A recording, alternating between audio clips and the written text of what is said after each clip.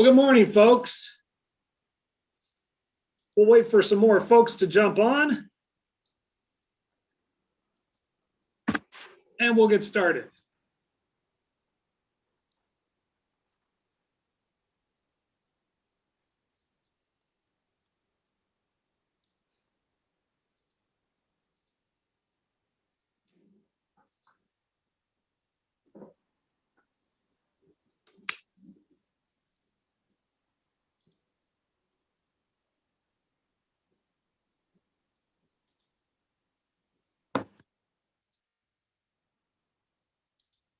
All right, Chris, I lost my PowerPoint, but I'll bring it back up.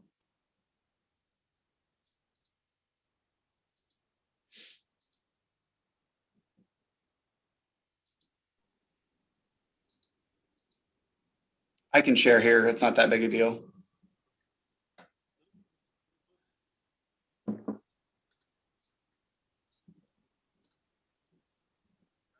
Still not up. Chris, go ahead and start it. I don't know what I did with the PowerPoint.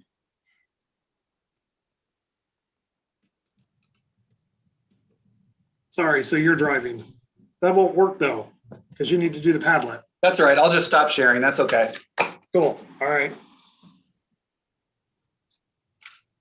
Well, folks, you'd think after 9 months of doing this, we'd have this down, but yet I'm still struggling with it. So we'll wait just another minute or so as we get some more people in.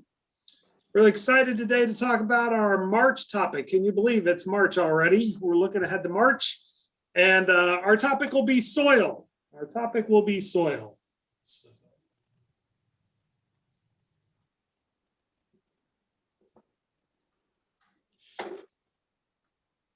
And again, as you come in, if you want to use the Q&A feature, we'd be happy to talk about that, take your questions.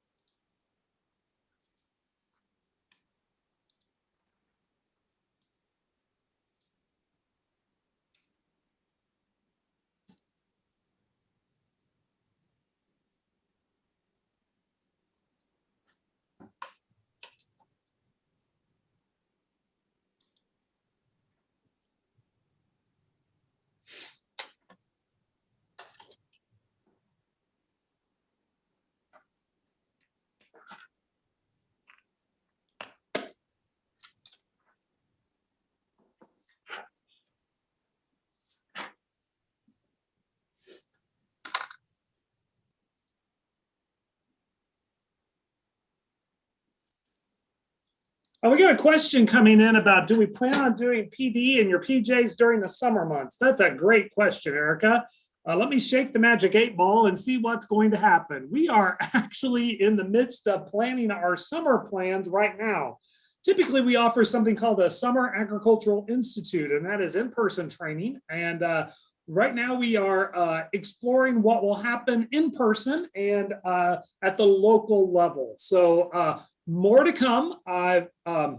This is a tough thing. I'm a former educator. I spent 10 years in a classroom, and I've been here at the Farm Bureau for a while, but there are 5 divisions within the Illinois Farm Bureau. Member services, that's where we're a part of. News and communications, that's where our Farm Week and our RFD radio program come from. Then, of course, governmental affairs, those are the folks that do the lobbying, and commodities that work with our other commodity organizations. Then we have finance. They're the money people. We work with them through the IAA Foundation. They're the people that help raise the money for us. And then there's this other group that's out there, and that's legal, government, general counsel. I'm working with general counsel, so that's a place, it's on the other side of the hallway. Nice people, but we don't deal with them very often. We are exploring things with legal to actually see what we can do. We will probably have some sort of virtual offering and staffing. We're trying to take care of that as well.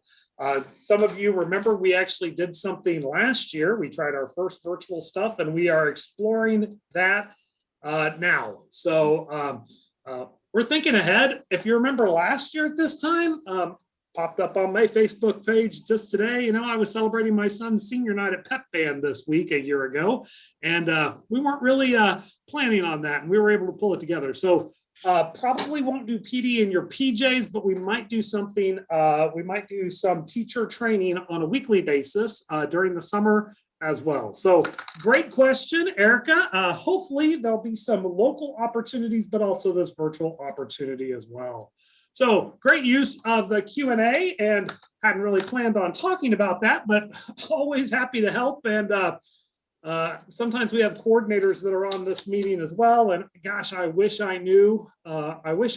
Just wish I knew. So that's great. So we'll keep you posted. Best way to keep in touch is everything will go up on our Facebook page, and it'll be on our blog site, beyondthebarndoor.wordpress.com, with information coming out from that as well. We also do other social media platforms, specifically Instagram. So however you're getting the stuff now, we'll let you know. Plus, we will keep sending out emails to you. But we'll go ahead and begin with that. And today we're talking about soil. But before we begin, today is National FFA Week, the kickoff of FFA Week, and we are proud to partner today with members of the Illinois Association FFA. We are great partners with FFA and a group called FCAE, Facilitating Coordination and Agricultural Education. Our elementary teachers might not know this, but our ag teachers are very familiar with FCAE. Goes by the name of FK. They're proud partners with us as well. It is a group that helps promote agricultural education, focuses mainly on high school level teachers, but there is a component for preschool through 8th grade, as well as adult education and college education. So we're really proud of that. But we're kicking off FFA Week, and we worked with our FFA state officers, and they pulled together this video. Now, another thing about this, March is also Women's History Month. Pretty proud of our current FFA state officers. They are the second team of all 5 female officers. So this introductory video from our FFA state officers will introduce you to them, and they're going to talk a little bit about ag literacy as well. Chris, I'll let you go ahead and show the video. Hello everyone, my name is Emma Kuntz and I'm currently serving as the Illinois Association FFA State Treasurer. The Illinois FFA Major State Officer team would like to take the time to thank you for expanding your horizons and learning more about how the agriculture industry impacts your students. The Illinois Ag in the Classroom program and the Illinois FFA partner very closely to expand agriculture education and K-12 programs throughout Illinois. Hello everyone, my name is Jordy Oliver and I'm currently serving as the LFA State Secretary. Illinois Association FFA was founded in the year of 1929 and is a leadership organization that works with students from the 6th through 12th grades within agricultural education. Our mission is to positively impact members and show that we have premier leadership, personal growth, and career success and help them throughout their future. We also like to go back and help youth throughout FFA by taking part in Ag in the Classroom. Hey everybody, my name is Margaret Boston and I am currently serving as the Illinois FFA State Reporter. One of my favorite memories from my time in FFA was partnering with my county's Ag in the Classroom. There we prepared lesson plans and took our love for agriculture to the grade school in the Amboy School District. We look forward to seeing how this opportunity will help you develop your curriculum. Hello everybody, my name is Lexi Miller and I am currently serving as the Illinois FFA State President. March is National Agriculture Month. We hope that you enjoy expanding your understanding of agriculture not only today, but throughout the entire month of March. Hi, my name is Molly Shemp, serving as the Illinois Association FFA State Vice President. I hope you enjoy your experience today and utilize Illinois FFA and your local FFA chapter to continue implementing agriculture education in your curriculum. Thank you. Thank you. Thank you. Thank you. Thank you for supporting agriculture education.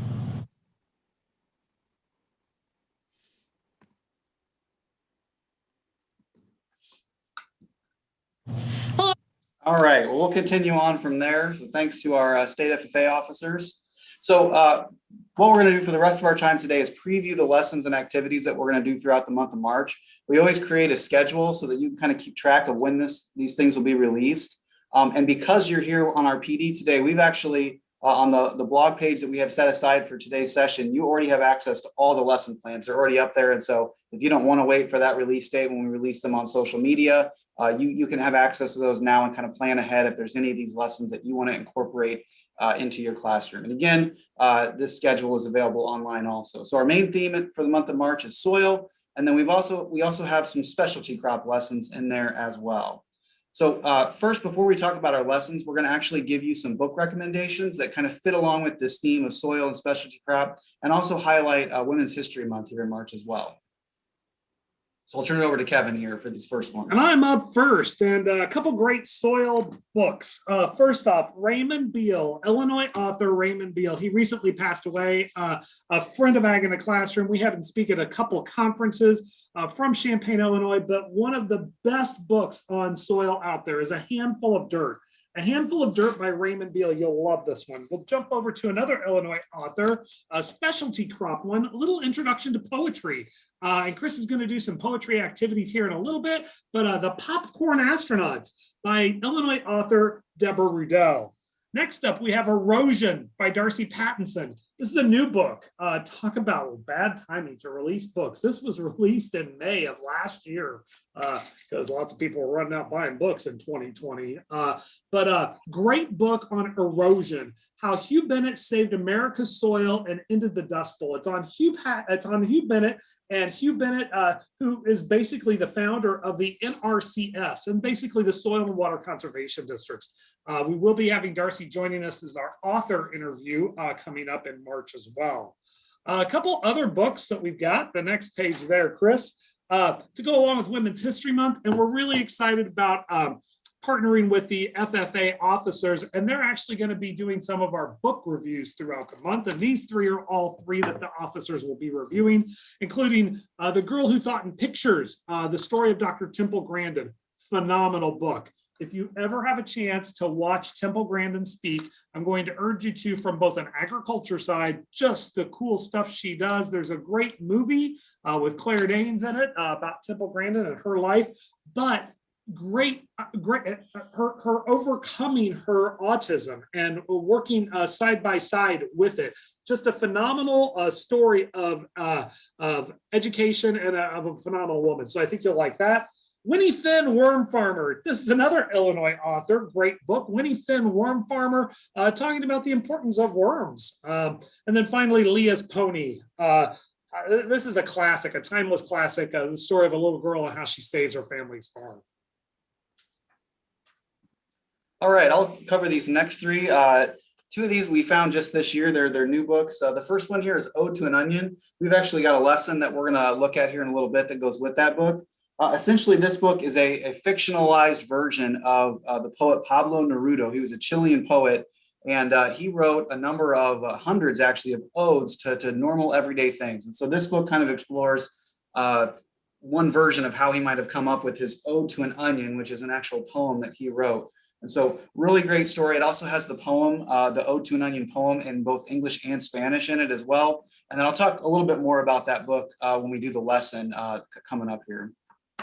This next one, Prairie Lotus by Linda Sue Park. This is probably my favorite book that I've read in the last year. If you're familiar or a fan of the Little House on the Prairie, the Laura Ingalls Wilder series, this is a new take on that. And so Hannah's the main character. She's half Chinese. And she is on the Midwestern prairie in the early 1800s, and she's battling misconceptions and preconceived notions and racism and all sorts of things, and trying to kind of find her way in the prairie and dealing with the fact that she's a minority during this time period. So really, really excellent book.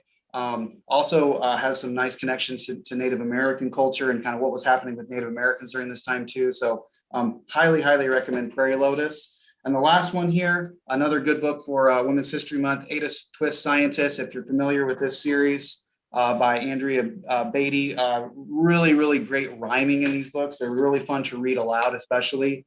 and a really great book to empower young girls to think about careers in science. So another great one here for Women's History Month. Okay, and then our final three books that we want to introduce. The first one is Who Grew My Soup? And this is just a tale that talks about this little boy, Finn, who wants to know, well, you know, who grew the things that are in my soup? I'm not going to eat it until I figure out, you know, you got to explain to me where these vegetables came from. And so you have a man who comes in a flying tomato, hot air balloon, and takes Finn from farm to farm and shows him where like the carrots and the tomatoes and everything grew from and how they grow. And so then at the end of the story, does Finn eat his soup or not? So go ahead and read that one. And then we have Stepping Stones. This is a great, it's a graphic novel, great for middle level. And it takes you on the story with our main character, Jen, and she's going through a lot of different events have taken place in her family. Her mom is divorced, and she goes out onto the farm. Her mom wants to, have her own farm and grow her own produce and sell it at farmers market. And Jen kind of has to deal with all of her insecurities and everything that's changing in her life and that's out of control, and helping her mom on the farm, raising chickens, running their booth at the farmers market. And so it follows our character Jen on a really great story of, finding herself and fitting in and becoming, family with other people. And so it's a really great middle level story. And then our last book is We Are the Gardeners by Joanna Gaines. And so this is a great story that talks about, trying something new, the basic steps of starting your own garden, and then the importance of patience and learning from your mistakes and all of that. And so this is also a great novel for children, or not novel, sorry, story for children. And yes, it is that Joanna Gaines, Chip and Joanna Gaines. So she wrote a book too. So just a little piece of that with that as well. Also on the National Agriculture and the website, agclassroom.org, there's a great link to Who Grew My Soup and an interview with the author of that, Tom Darbyshire. So I think you might enjoy looking for that as well. I'll make sure to link that on the blog too with that.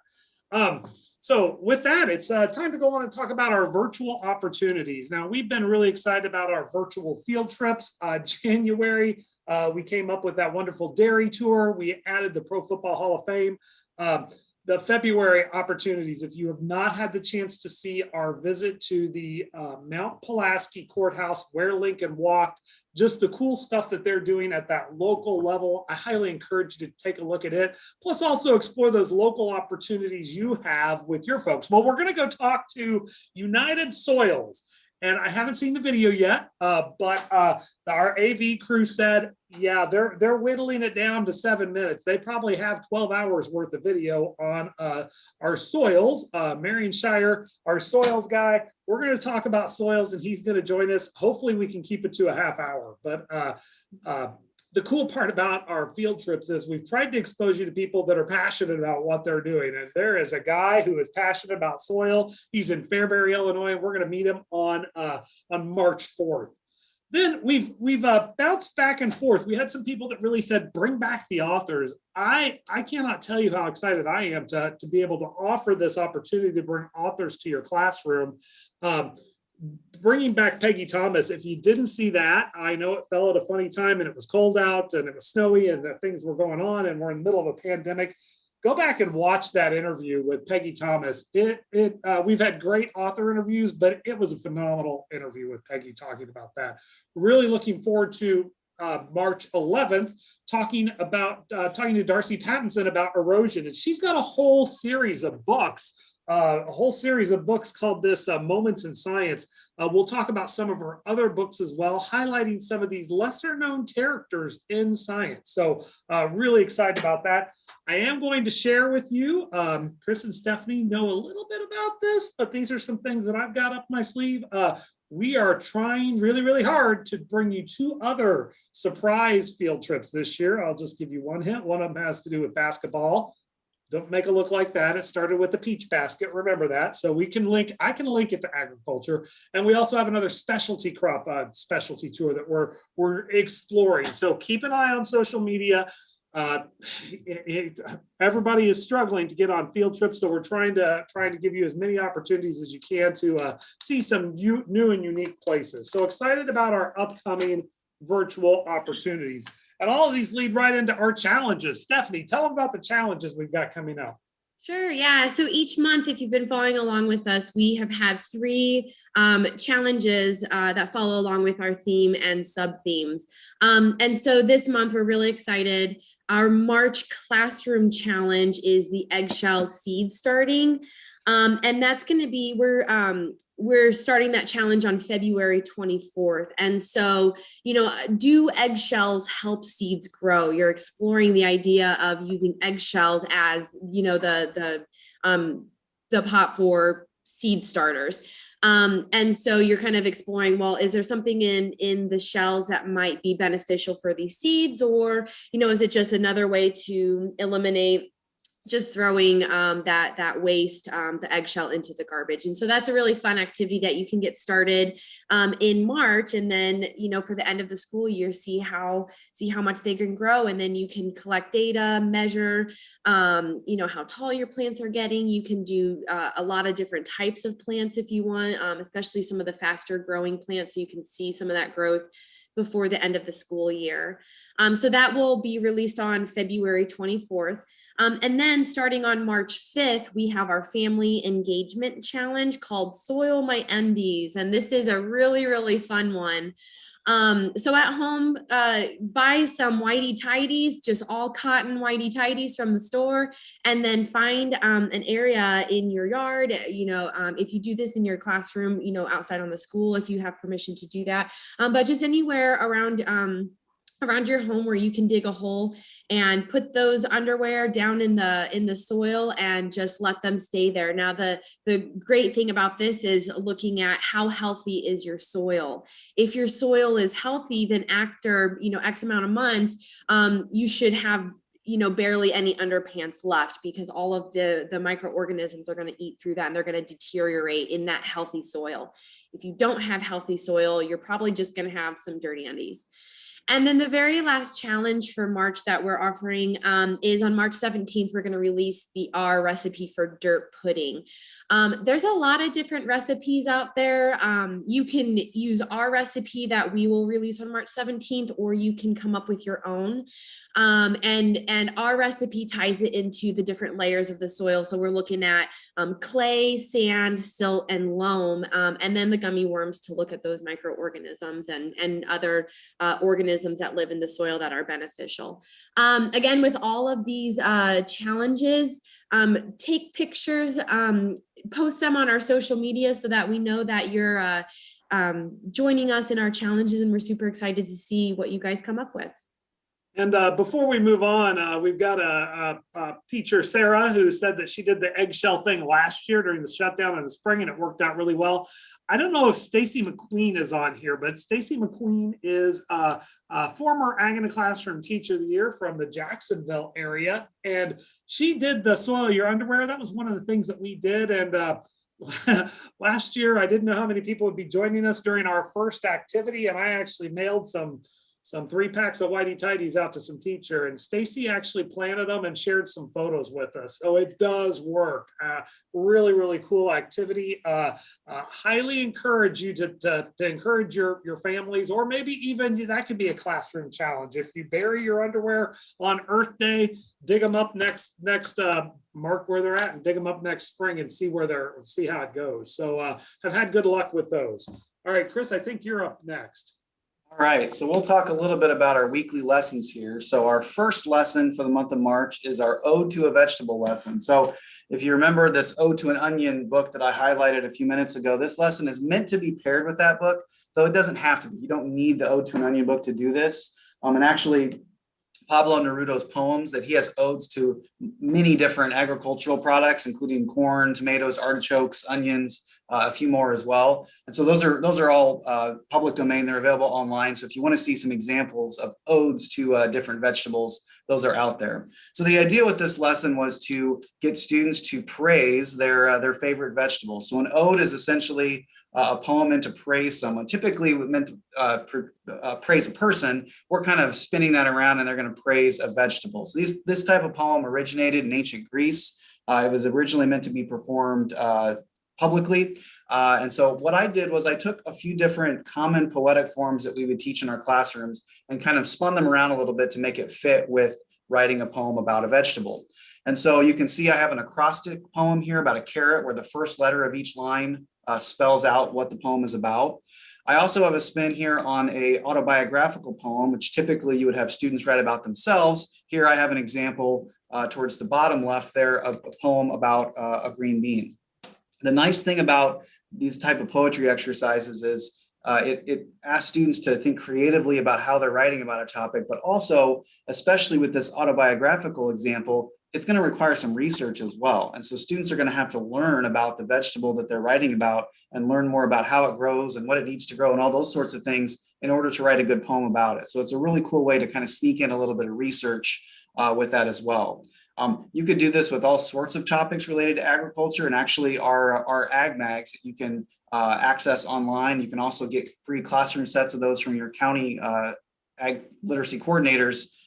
Those have tons of information that students could use to write poems as odes to a dairy cow or all sorts of things as well. So that's our ode to a vegetable lesson. There's 3 or 4 other examples in there and some other poetic forms that you can use to have students better appreciate the vegetables in their diet as well. So that's our first lesson. I'll turn it over to Kevin here with our second lesson. Oh, Stacy is on. So Stacy, thank you. She is on. Where else would she be on a Saturday morning? Thanks for joining us again, Stacy. Again, we look forward to those pictures of your underwear being disappearing, your disappearing undies. So soil in your undies. Chris is going to pull up a Padlet. And if you've got a minute, if you want to play along, that would be great. If you're not familiar with Padlet, Chris, you want to explain that real quick?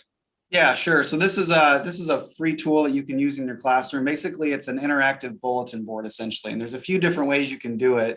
So you can see what it looks like here. I'm going to leave this up for just a second. If you want to go here, I've got a tiny URL for you. So it's iaitc.co/pd. And that's going to take you straight to our Padlet activity here. So I'll leave that up for just a second longer, and then I'll switch over to the Padlet. Well, So and iaitc.co/pd, and that's going to take you to a Padlet activity. We're going to give you a chance to interact together with this. Say It With Soil is one of my favorite activities, and when we have the opportunity to do this in live sessions with pre-service teachers or at teacher training, one of the things that we have is we have access. We've found us and our folks, our coordinators and the MAGIC team, the people who wrote the MAGIC kits, MAGIC, Multidisciplinary Agriculture Integrated Curriculum. We've come up with all sorts of quotes about soil. And on our Soil Ag Mag, we actually have a couple of these featured each time. But one of the things I like to talk about is the NRCS, the folks from our Soil and Water Conservation Service, they figured out that in 3/4 cup of soil, 3/4 cup of healthy soil, Illinois soil we'd see in the fields, there are more living creatures in 3/4 cup of soil than there are people on the planet.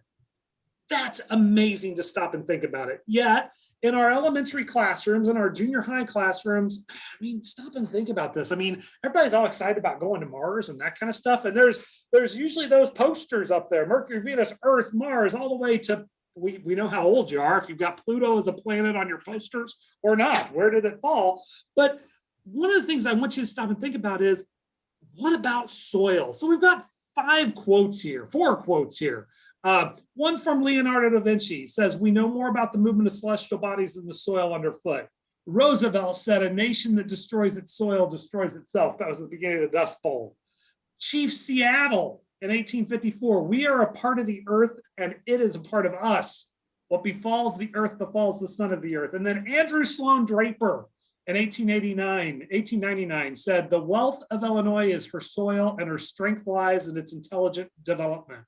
Typically what we would do is we would pass out these cards to people, and you can do this, we've got the quotes for you, and ask your students to reflect. What does this mean? Does it stand today? Who is this person? Sometimes we give it to you without the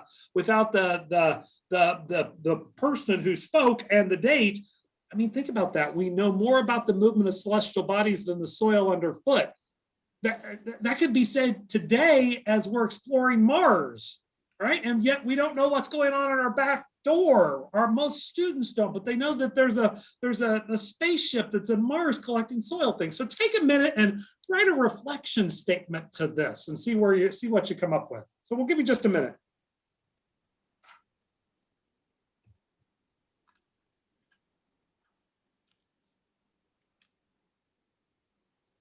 See a couple of quotes coming in, but this is a really neat activity to stop and think about. And for those University of Illinois graduates, you might remember Andrew Sloan Draper.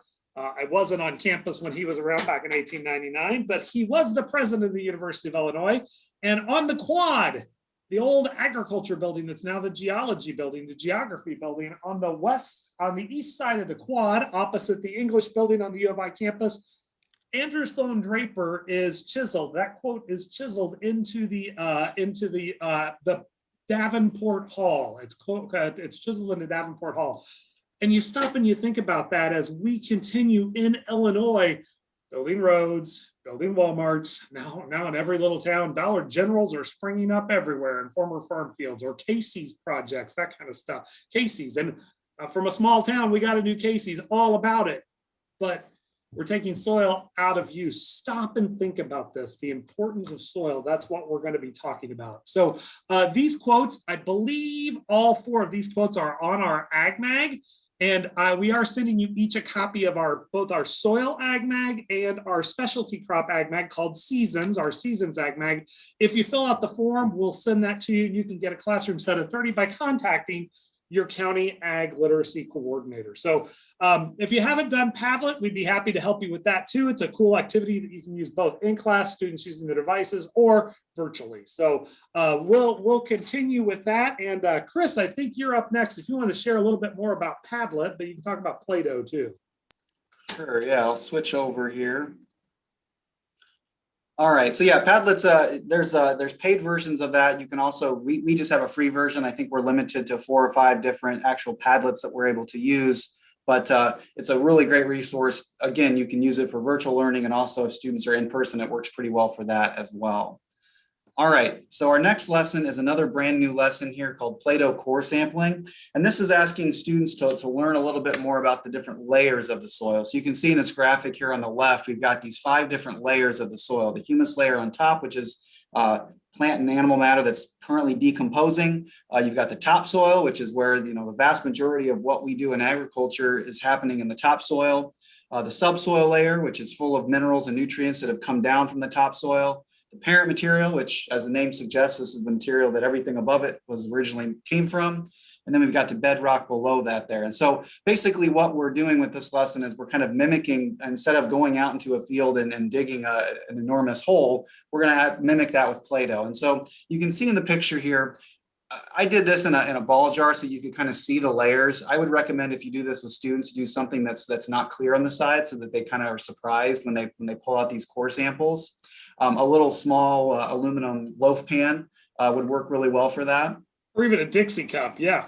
Yeah. So I would say the lesson is set up to do things in groups. Right now, I know that's challenging in some areas to be able to have students work closely together. And so I would suggest, if you're going to have them do it individually, Dixie cup, something smaller, then you're not using gallons and gallons of Play-Doh is probably a good idea.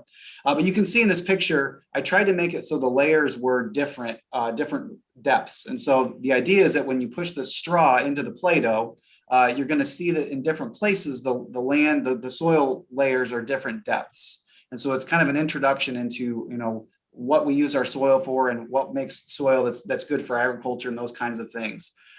It works really well. It doesn't mix the Play-Doh up. And so even if you do this, you can still take the layers back apart and keep the Play-Doh colors separate.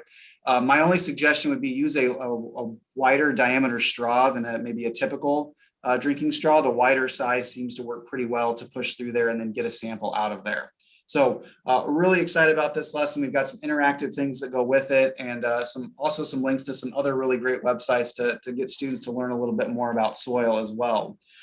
Another thing, while we're talking about soil here, this is focusing on the layers of soil, but this is another good opportunity to talk about what comprises our soil as well. So if you think about The main thing that soil is comprised of would be sand, silt, and clay particles. Just to give you a visual that you can share with your students as well, if you assume that a piece of sand, a grain of sand is the size of a basketball, you may be surprised the relative size of the other particles. So if a grain of sand is the size of a basketball, a grain of silt is the size of a golf ball, and a grain of clay is the size of, if you took a piece of chalk and made a dot on a chalkboard, that's the size of a clay particle.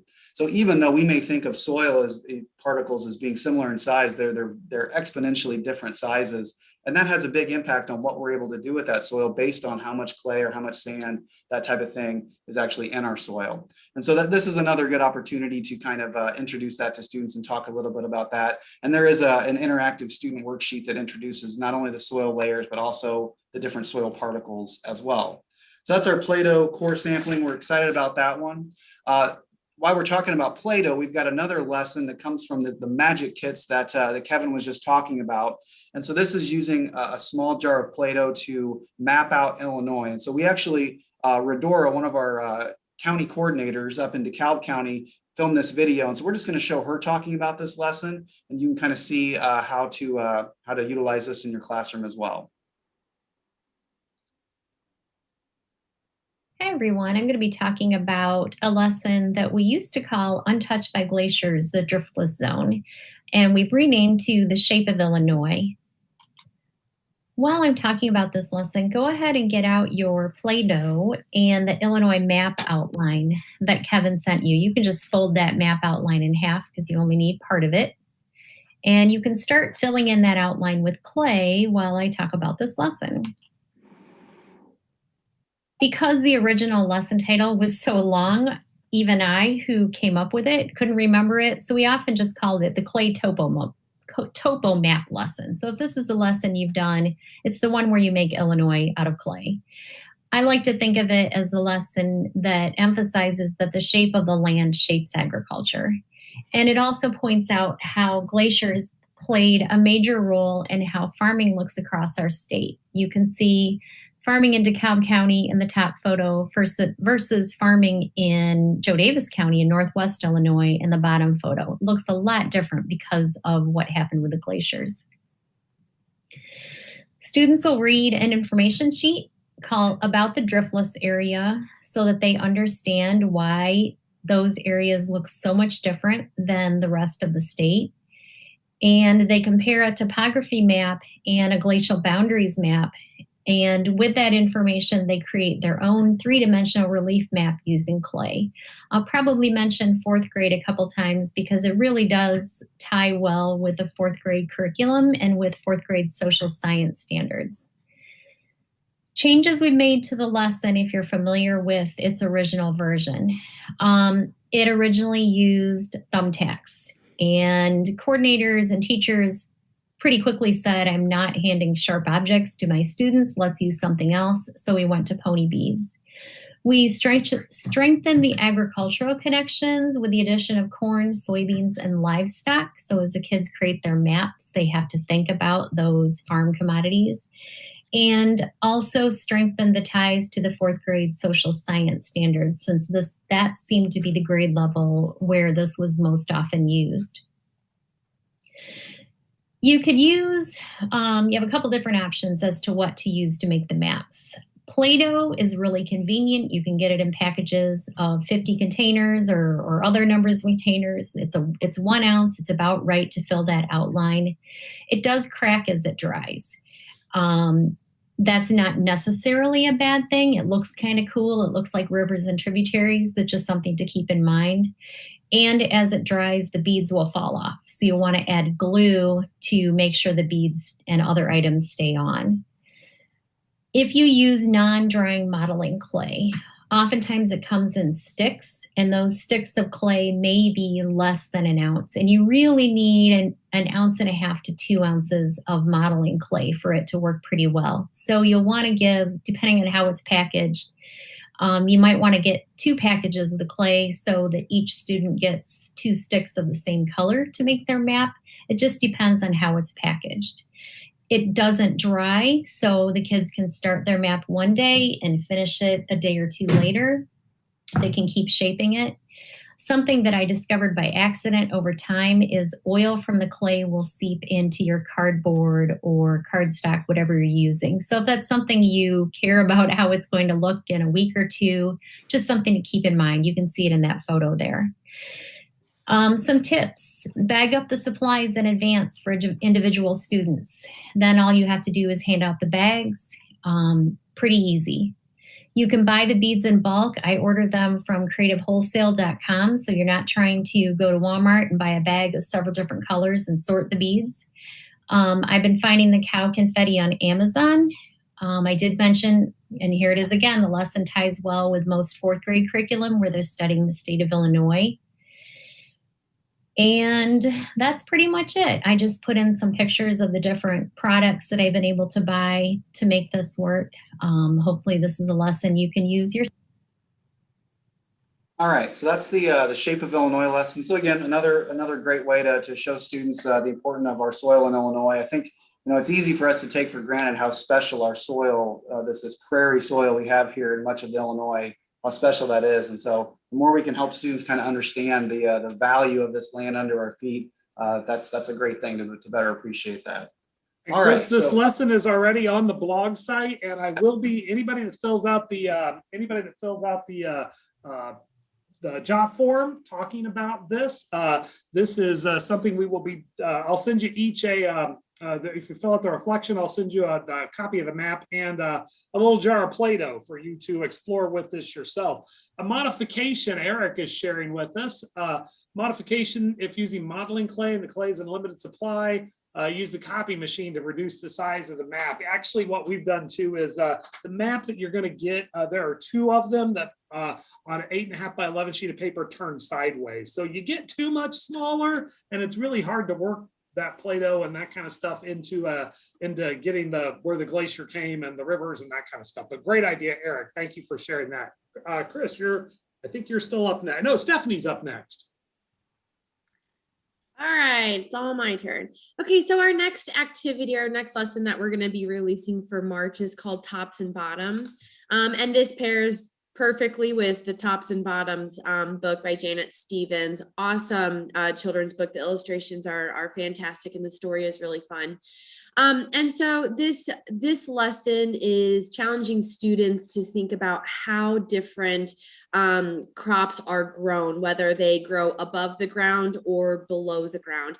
And it's a very easy and cheap activity to do. It's just using a couple paper plates per student.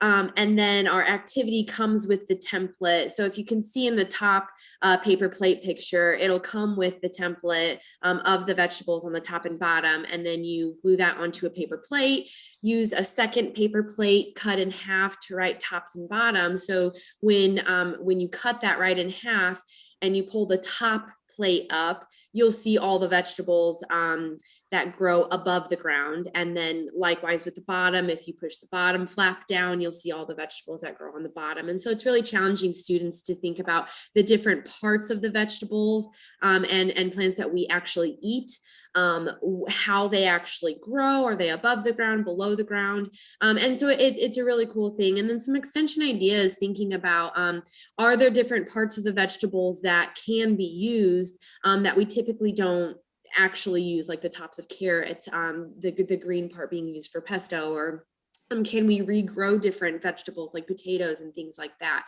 And another cool thing is you could tie this in with the Ode to a Vegetable activity, and your students can start writing some different poems about the vegetables that they're learning about in this activity. So it's a really fun and inexpensive activity to do.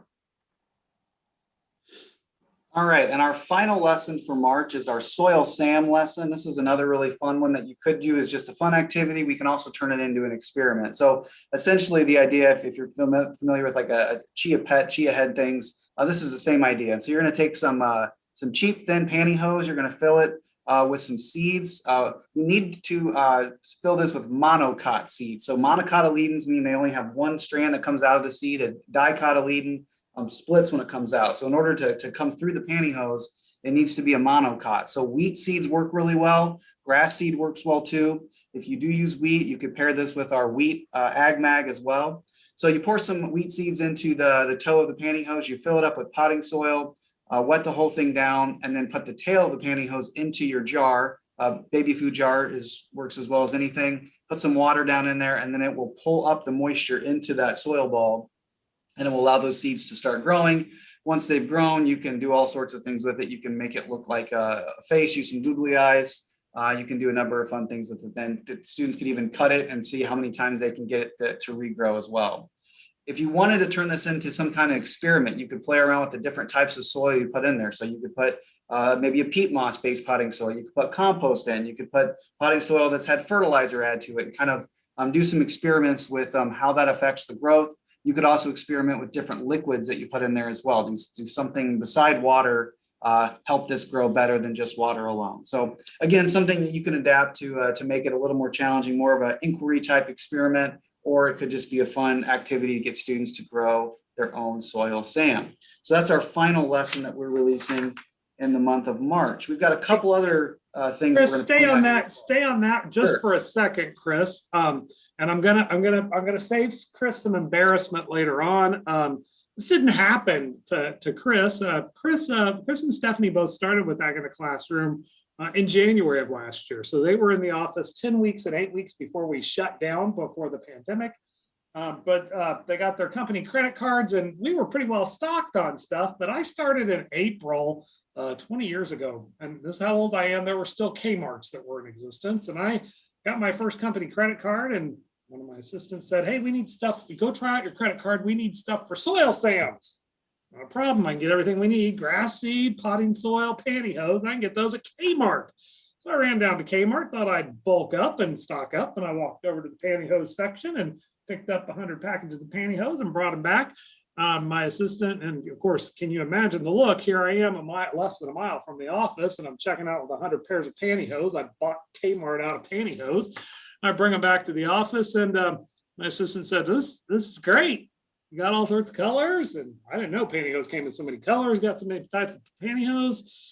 You don't really need pantyhose, Chris. You need knee highs. There's a difference between pantyhose and knee highs, and I didn't know that at the time. So I'm going to save Chris some embarrassment for when he has to go buy the knee highs. Use your knee high. You don't have to cut up the rest of it.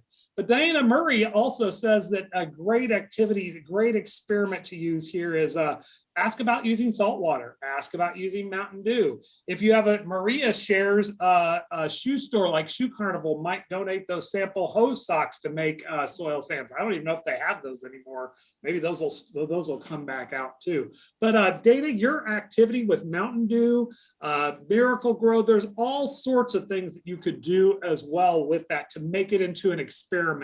Maybe even try some cotyledons, plant some radish seeds, plant something else that's going to open up as a dicot and see what happens. So those are all great activities. You can find the hose also on Amazon, relatively cheap as well. So knee highs, grass seed, potting soils, you can add your own googly eyes, and give everybody, wait till soil SAM grows and needs a haircut. That's a great activity. So Chris, the next one, we'll talk about a couple of other activities for you. Next, coming up, this is a unique opportunity. Like last year, a lot of things got put on hold. And one of the activities that got put on hold in 2020 was the Bonnie Plant Cabbage Program. Bonnie Plant. So when you go to a store and you start buying bedding plants, you start buying plants, sometimes you'll see Bonnie plants, and it's kind of cool because it has a little Scotch plaid green and black and yellow kind of label for your peppers and your tomatoes. But Bonnie Plants, the BonnieCabbageProgram.com, they offer third grade students around the United States. If you sign up as a teacher, you sign up your third graders. So fourth graders, that last lesson, that's Shape of Illinois, that's for you. Hand this one off to your third grade program. But if you sign up for this Bonnie Plant Cabbage Program, they will mail every student of yours a cabbage.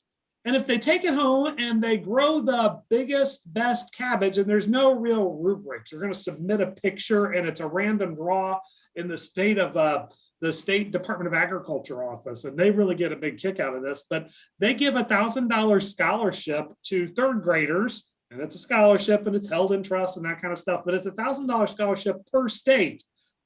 Plus, okay, so that's pretty cool. Plus, we're just giving you the opportunity to send a plant home with your kids to grow, to plant, to get out in the dirt and do stuff with.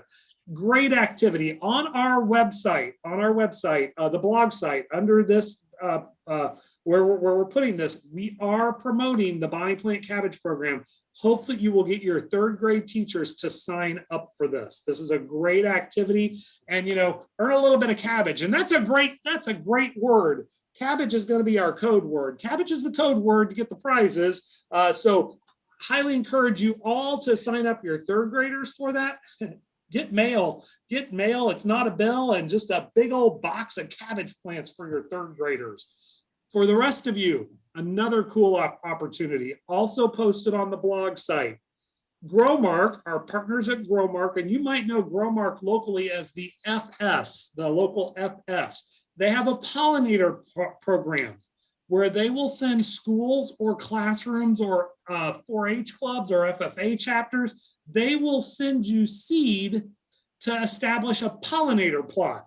So if your school garden is in disrepair, nothing happening, you need to weed it out and do that kind of stuff, go to the Growmark process, go through that, and they will send you pollinator seed to grow your own pollinator garden. Now we're not talking window boxes here. We're talking a big old plot on your school ground somewhere. This would be another cool activity to, if you've ever thought about an outdoor classroom, this would be a great activity to try and do something on a small scale. You can do a garden size, 8 foot by 10 foot.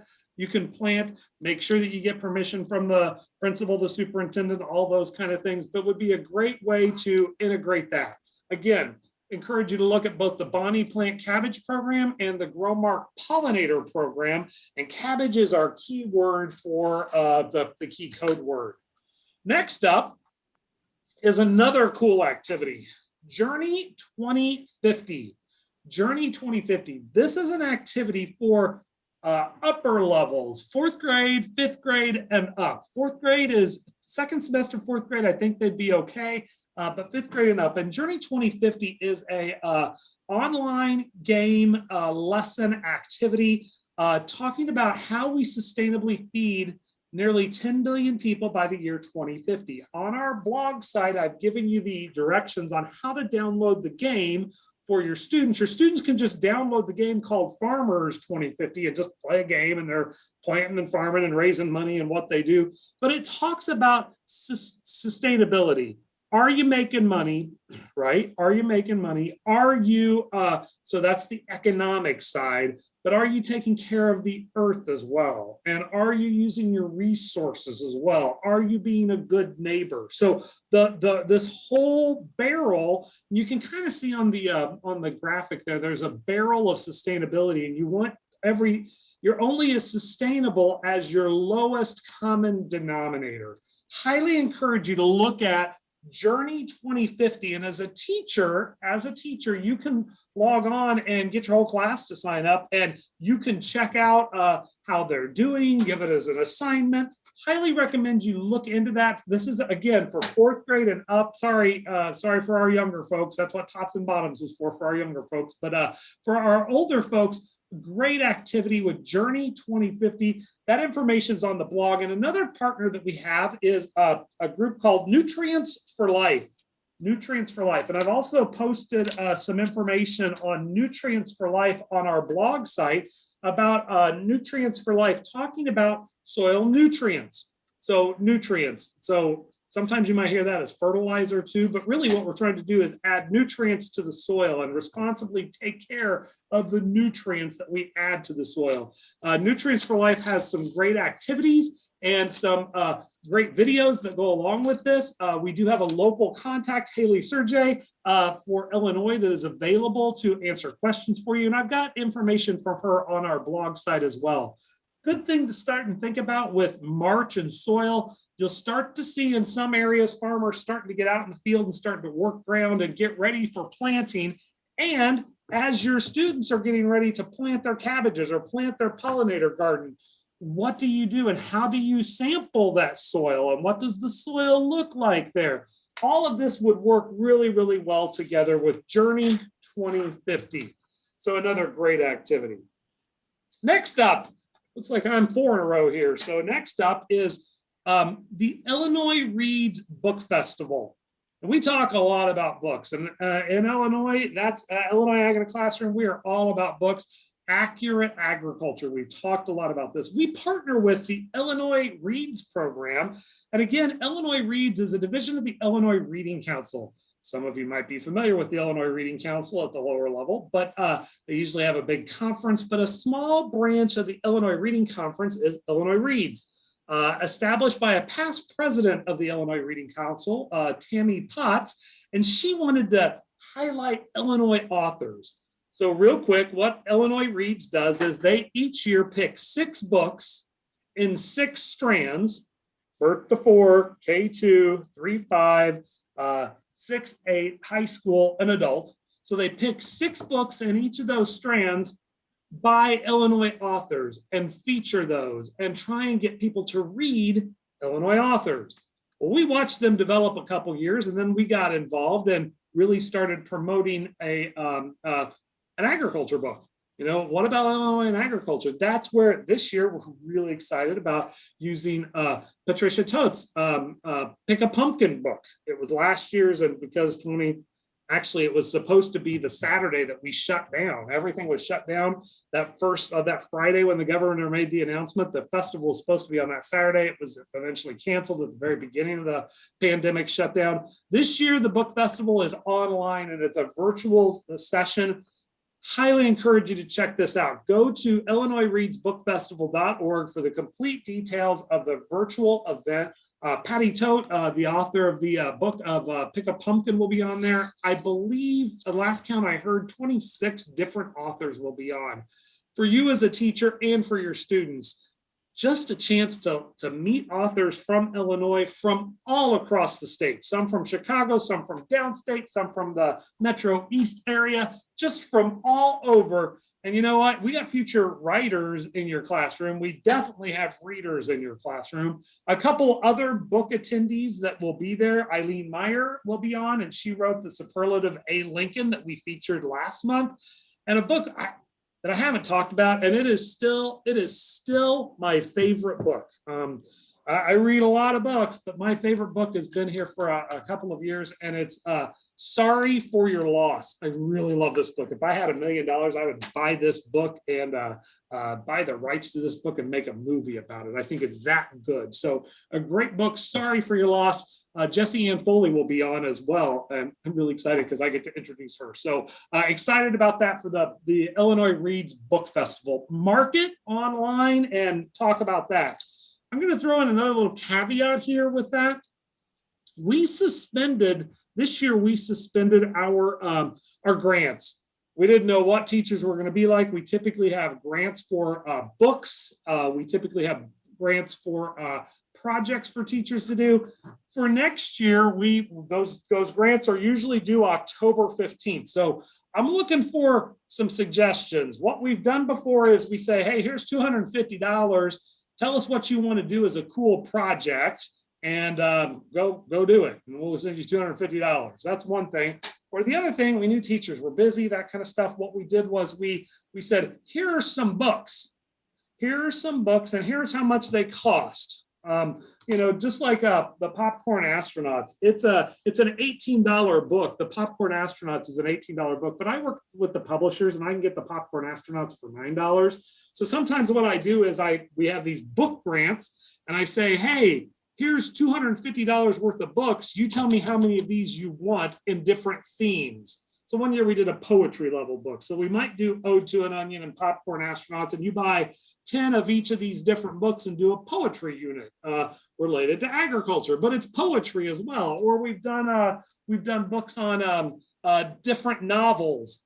We've got some books coming out on different novels. We're going to talk about that in a minute. But if you've got ideas, something you'd like, or just let me know, hey, yeah, this is a great idea. We'd be able to do this. Things are going to be back to normal next year, let us know. We're always happy to hear from that. You can send me an email. You've got it. You can send reply to Chris's email. You can put it in the evaluation. But looking for book suggestions, what you'd like to have on there. I do know a couple of people. Stacy McQueen is on here. She's been a book winner as well. I know that Mary Zumwalt, I saw her name on here as well. Mary is, she's won several grants from us. We would love to do, I'd love to know what you've done. And Lisa Cord just said, love the book grant. Your school took advantage of it 2 years ago. Let me know what you want to see.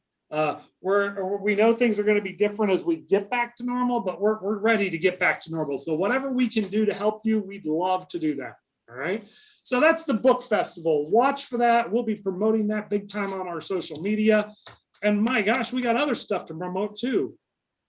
Today at noon, we'll watch our social media. Shortly after noon, we're planning for May. Our author and our theme for May, April soybeans, we're going to talk about that in a minute, but May, our activity in May is beef. And we'll be visiting with the Beef Princess of Practical County, Michelle Houts. Upper level, this is it's written at the 5th grade level, but it is a 5th grade, 2nd semester, 4th grade, 5th grade and up book. Love this book. Love this book. Told from a girl's perspective, but a strong female character. Good for all sorts of places. But the Illinois Beef Council is giving away a couple of these books that you could use as a read aloud for your 5th grade and 6th grade classrooms. It's only got 28 chapters. The chapters are pretty quick. You could read them in 7 to 10 minutes and share those with your students. I've got a lesson packet that goes along with this. A free chance to win books based on where you're located. And we're giving one book away. You get a book, one book, not a classroom set. But you're getting one book to read aloud.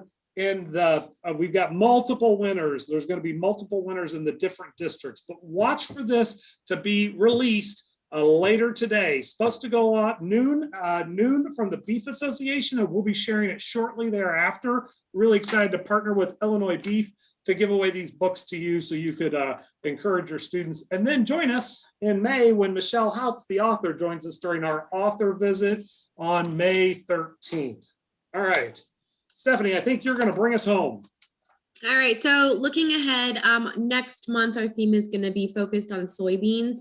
And then the sub-theme, Earth Day, since it's April and Earth Day falls in April. So we have a lot of really fun activities for you, some really cool challenges for you. So look forward to that. And then we will be doing our PD for this later in March. So look forward to that. We'll be sending out emails for you to sign up for our PD for that, so we can introduce all of our activities.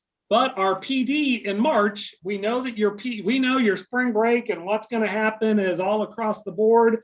Our PD in March, December worked out really, really well. So we'll send you the date and we're going to do it all virtual. So no need to join us on the PD. We'll have it and you can watch it at your leisure over a couple of weeks to get ready for April. So we'll send you a note sometime in the middle of March. You'll see that out there and you'll have 2 weeks to get ready and prepare as we cross that bridge and head towards spring. So it will be a virtual only, no live Saturday thing.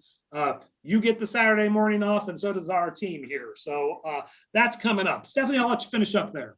Sure. Okay. So, of course, all of our resources and everything we post to our blog, www.beyondthebarndoor.wordpress.com.